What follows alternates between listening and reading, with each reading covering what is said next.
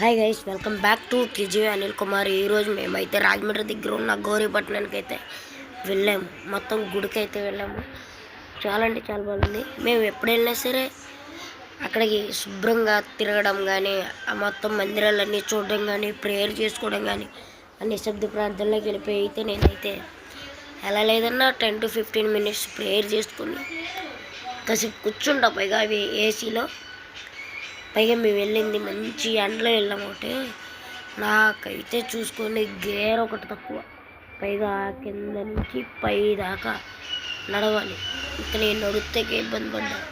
చాలామంది అయితే మోకాల మీద నడుస్తున్నారు మొక్కుకొని. వాళ్ళ పరిస్థితి ఎలా ఉండదో అర్థం చేసుకుని. మొత్తం గుళ్ళు అయితే చాలా బాగున్నాయి, చాలా బాగా తిరిగి. నేను మా తాతయ్య వాళ్ళతో వెళ్ళాను, మా పిన్ని వాళ్ళతో వెళ్ళాను. అక్కడ ఉన్న మా పిల్లలతో చాలామంది వెళ్ళాను అలాగా.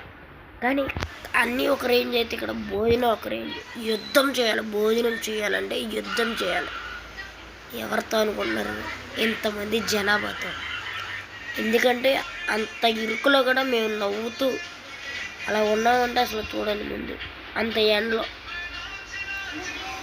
ఫైనల్లీ ఆ యుద్ధం అయిపోయిన తర్వాత కూర్చున్నాక చూడండి ఎంత ప్రశాంతంగా అనిపించిందంటే, ఆహా, యుద్ధం గెలిచిన ఫీలింగ్. కూర్చున్నా. ఫైనల్లీ క్యాబేజీ, పచ్చెనపప్పు, బంగాళదుంప, సాంబార్, వందగురు సాంబార్ కర్రీ పిచ్చెక్కిచ్చింది అసలు. మళ్ళీ తినేసి రిటర్న్ బయలుదేరిపోయి ముందు మళ్ళీ నిశ్శబ్ద ప్రార్థనకి వెళ్ళి మళ్ళీ ప్రేయర్ చేసుకున్నాం. కాసేపు ప్రేయర్ చేసుకున్నాం, కాసేపు కూర్చొని ఇంకా రిటర్న్ బయలుదేరిపోయాం. నాకైతే చాలా అంటే చాలా ప్రశాంతమైన వాతావరణం ఉంటుంది అక్కడికి వెళ్తే. ఒకసారి షేర్ చేసుకున్నా, మీరేమో తప్పుకనుకోండి, ఏమనుకోకండి.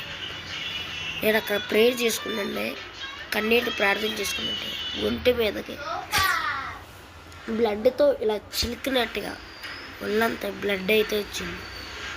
అది ఏంటన్నది నాకు ఇప్పటికీ తెలీదు. మేబీ ఏమో తెలియదు. నేను ప్రేయర్ చేసుకున్న అందువల్ల లేకపోతే ఏంటో అనేది తెలియదు. ఇది పెద్ద గుడి, చాలా అంటే చాలా. మా దూలాలు చూడండి, ఆ పైకి ఎక్కేసారు. అస్సలు ఆగరాలు ఇద్దరు. అంటే మొత్తం మా ఫ్యామిలీ అంతా వెళ్ళాం. ఫ్యామిలీ అంతా సరదాగా షాపింగ్ కూడా చేసాం గ్యాప్లో. మా వాడు బ్యాట్ అని మొత్తం షాపులన్నీ తిరిగాడు. ఫైనల్ అడిగి బ్యాట్ నచ్చలా, బాయ్ ఓకే